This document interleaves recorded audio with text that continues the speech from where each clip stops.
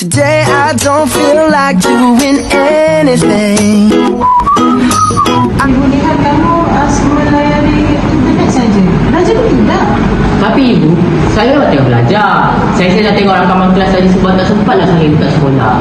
Oh begitu rupanya. Boleh menggunakan komputer ibu ya? Boleh ibu. Sekarang banyak bahan pelajaran ada bentuk digital. Saya boleh tengok video, buat latihan asas harian dan cari maklumat dengan lebih cepat. Oh macam tu rupanya. Minta maaf ya Fadiz. Ingat kamu bermain tadi. Nampak tak sekali-sekali? Mesti ramai yang pernah alami benda yang sama kan? Kalau orang nampak kita sedang main telefon atau komputer, mereka ingat kita sedang bermain atau buang masa. Tapi sebenarnya kita sedang belajar. Betul tu, sekarang ni bahan digital dah jadi sebahagian dari pendidikan kita. Dengan adanya bahan digital, kita boleh belajar dengan lebih fleksibel dan menarik. Tapi persoalannya, adakah bahan digital ni benar-benar membantu kita dalam pendidikan? Ada cabaran yang kita hadapi? Hai, Assalamualaikum dan selamat sejahtera. Kami belajar tempat dari biasa-biasa lesson. Saya kami menerangkan ya, Abi, Umaya, Wai dan Erin. Hari ini kami akan membincangkan tentang bahan digital di masa pendidikan negara. Sebelum kita faham dulu kebenaran kita mana jenis antara elektronik itu memang jalan tapi hanya yang berjumpa bisa bermakna yang itu banyak banyak sebenarnya penting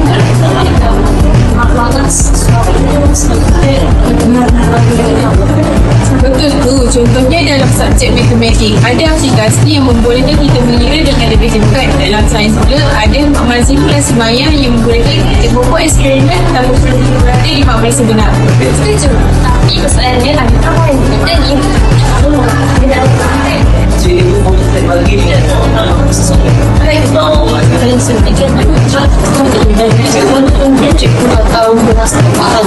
lagi satu, bahan digital juga dah boleh tidak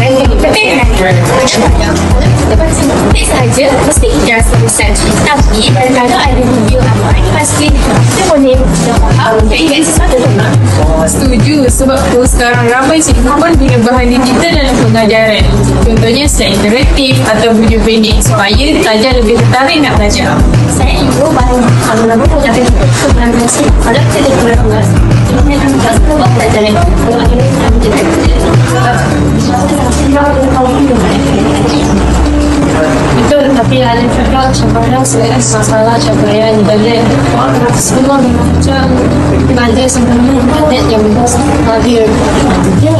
Apa internet masih tak terputus susah mengakses orang pembelajaran sebab itu jangan perlu memperluaskan biaya internet sebenarnya semua pelajar dapat manfaat yang sama. Ya, lagi satu cabaran ialah tak semua pelajar ada peranti yang sesuai. Tak semua keluarga mampu beli tablet atau komputer. Kalau beli skrin kecil dah susah untuk buat kerja sekolah. Betul tu, sebab ada peranti oleh kerajaan dan untuk membantu pelajar menggunakan. Lagi satu, perkara yang kita kena ambil kira ialah keselamatan dalam talian. Ada pelajar yang tak sedar tentang bahaya berkongsi maklumat kepada email. Ya, kalau kita guna bahan digital untuk belajar, pastikan kita hanya akses laman web yang selamat dan elakkan replik pautan yang mencurigakan. Jadi kesimpulannya, manusia memang memainkan peranan yang besar dalam pendidikan. Sebenarnya belajar kita menunjukkan manfaat teknologi sebenarnya untuk hiburan, tapi kita juga untuk penggunaan yang dan ibu bapa setelah kena faham bahawa teknologi bukan semata-mata untuk bermain, tetapi boleh jadi bahan pembelajaran yang sangat terkesan. Ya, kalau nampak anak main telefon, jangan terus marah, periksa dahulu dia tengah belajar. Betul.